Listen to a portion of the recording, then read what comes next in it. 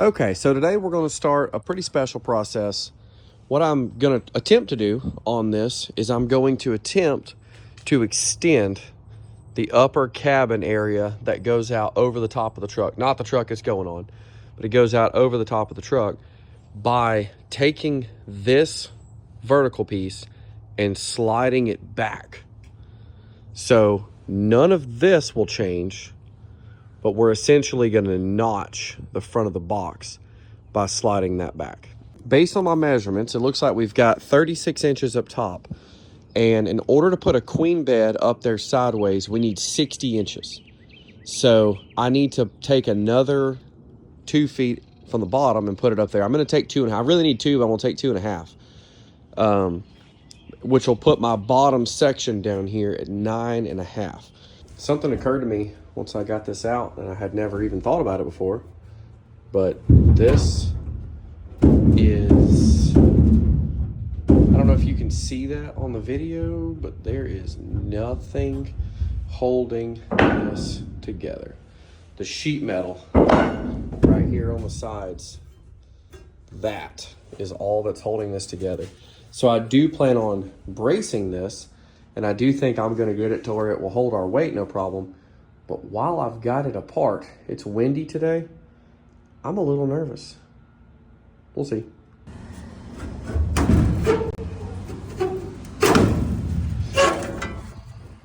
There it is. So this is the piece that I need to extend.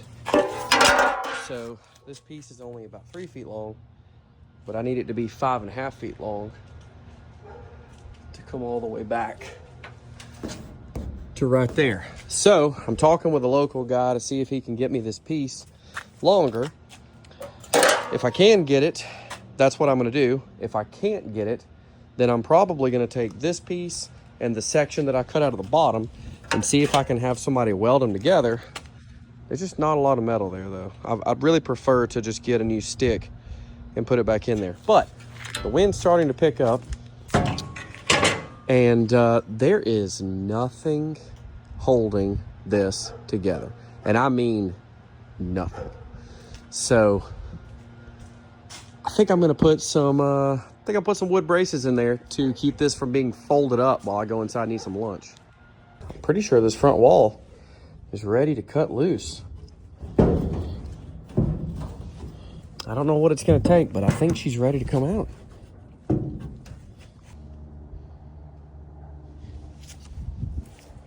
Okay.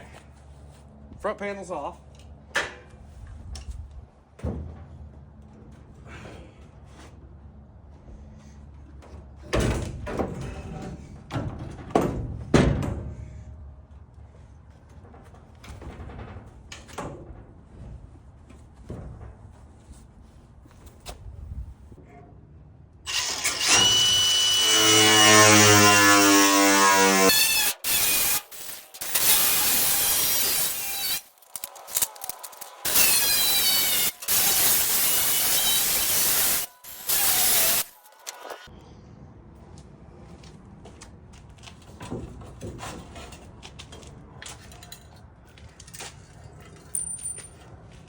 So I think all I need to do here is basically take every individual thing and cut it back exactly 30 inches.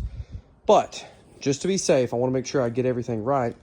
I'm going to take note of how everything lines up. Like the wood sticks at 4 5/8 more.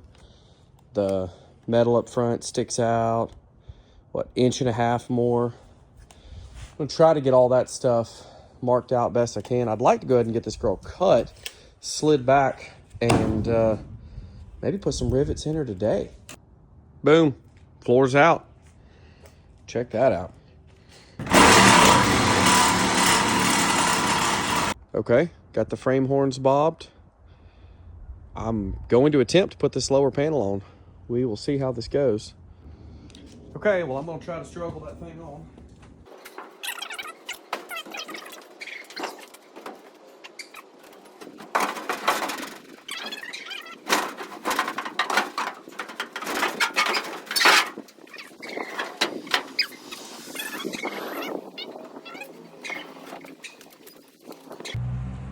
update for you. It has been a monster of a day, but I got the cab wall put back on. So still got to put all my rivets and everything in it.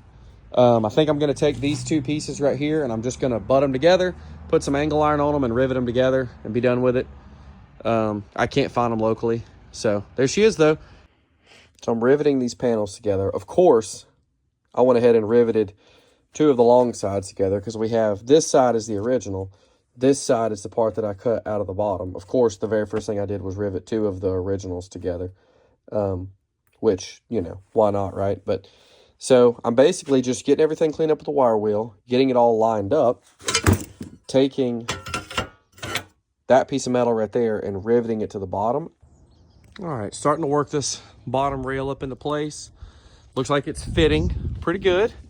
Did this side a little differently. Probably should have done the other side that way. But, you know, we're here. It is what it is. Good thing is you can't look at both sides at the same time. Yeah, it'd be all right, though. Putting in 10,000 rivets, I decided to squirt a little silicone on the top of my ladder there so I could quickly roll the rivet in the silicone. All right, well, I got all of the rivets in on this side. I've got a screw right here still, and I've got a bolt right there that I have to remove. The screw has got a 2x4 running all the way across. All right, guys, I'm gonna be real with y'all. I messed up on this one. So the way that this was put together the first time, there was a seam right at the edge where the, you know, basically right here, there was a seam right here. Well, with this, with my length that I have cut off of here, there wasn't a seam there. So I thought, okay, well, I don't need the whole seam. I just need a little pocket right here for this lip to go under because that's where it went before. So I cut myself a pocket. Well, I cut it in the wrong spot. I cut it too long. And then I eventually ended up cutting it in the correct spot and cutting it the correct length, even ignoring that. That's not good. So if this were two layers, there would be a layer behind it, and then there'd be a layer on the front, and you could caulk in between them, and it really wouldn't look, you know, any different than that. But seeing as how there's just a cut there, yes, I could probably fill it, but I don't think that's the correct way to do this. So when I pulled this piece of wood right here out, this was originally cut out of one sheet of plywood because it's approximately 3 feet by 8 feet. But now it is, what, 5.5 feet by 8 feet. So it's going to take 2 sheets of plywood to do this. So I had a really hard time pulling it out originally because it only wanted to slide back from here to there, and then I couldn't get it any further. I'm not really sure. I'm assuming they put the plywood in before all the studs went up. I don't really know. But what I'm going to do is since I have to do 2 sheets, I'm going to do one on the left, one on the right. So we'll basically put it in, slide it down, put it in, slide it down. So when I put this together the first time, I originally put 2 of these metal braces back in. These metal braces, one of them was up here before, and then this one was actually from down below. They were the exact same braces. But I've since taken them down. I've decided to do 16-inch on center 2x3s, and I'm actually going to put my plywood on top to carry my bed, and then I'm going to put the FRP panel down below to, you know, obviously protect the wood and to keep this bottom angle here really neat so you can't see anything from below. I decided to do that because there's no way to insulate unless I build up height-wise on the top. And I've got this, you know, the cavity here, the thickness of that, which is about 3 inches. So these being 2.5 inches, I'll have 2.5 inches of insulation down below, and it's going to be sealed off on the bottom to where you can't see any of that. So I think that's going to look better. And ultimately, it's going to allow me to put more framing up here with without having to worry as much about the weight.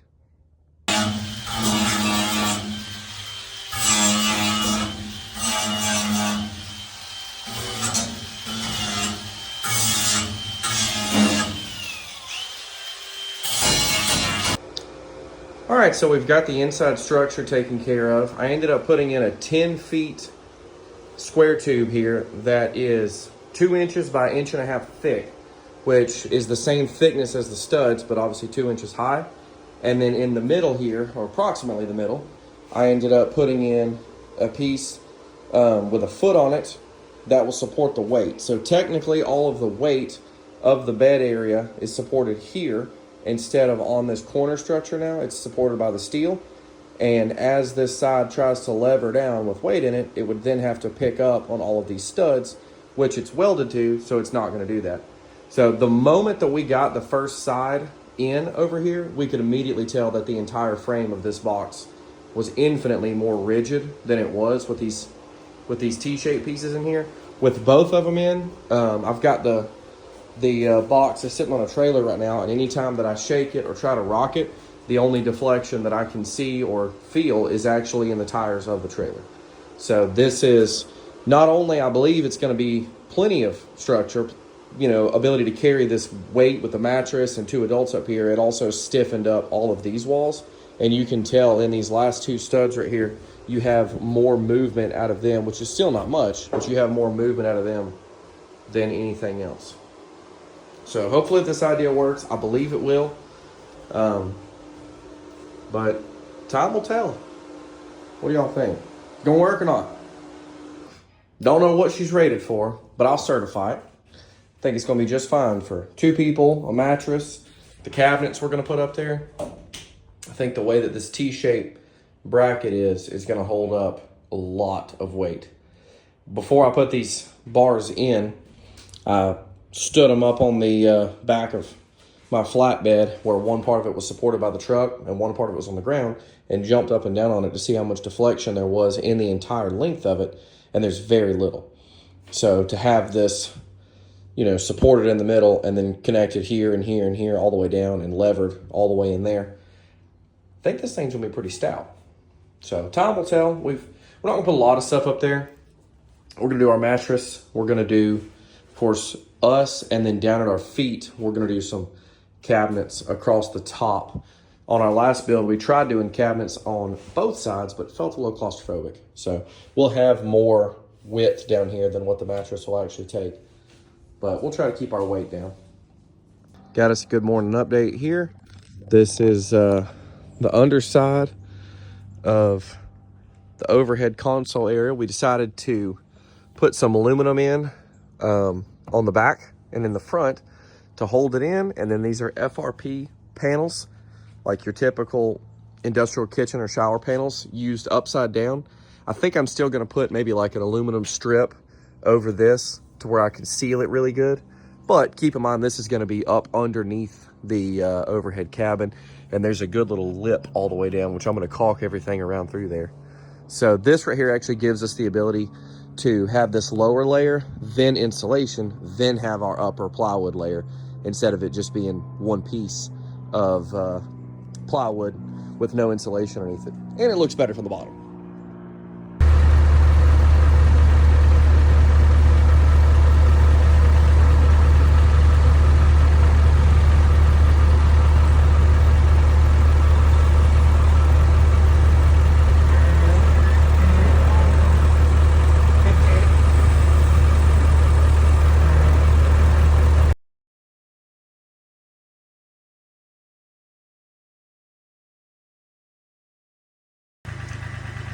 Well, that was nerve-wracking.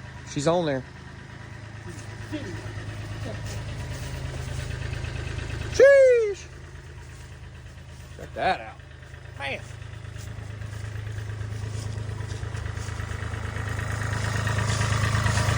Did all this work to it. Literally ain't even washed the box yet.